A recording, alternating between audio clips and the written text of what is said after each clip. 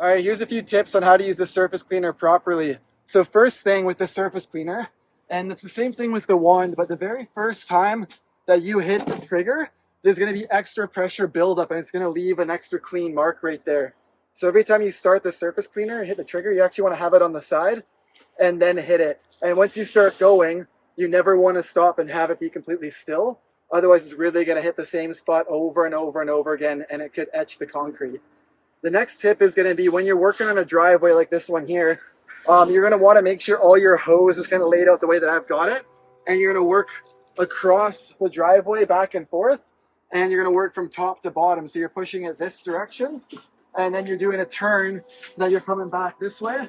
And the side where the hose is always staying on the side you've already done. And that way the hose is never in your way while you're working.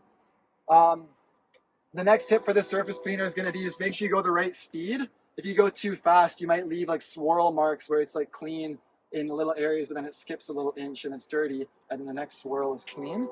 Um, Apart from that, the other last tip would just be when you're using the surface cleaner, you want to make sure that like you're overlapping the right amount. So for example, if you've got a line where you've kind of got it clean, let's say up to this crack here, you actually want to line up this part of the surface cleaner with your clean and dirty line right there. And that way you're overlapping about a few inches and it's going to make sure that we're not missing any spots. So you want to go in lines, you want to overlap the exact right amount, and that's lining it up right here.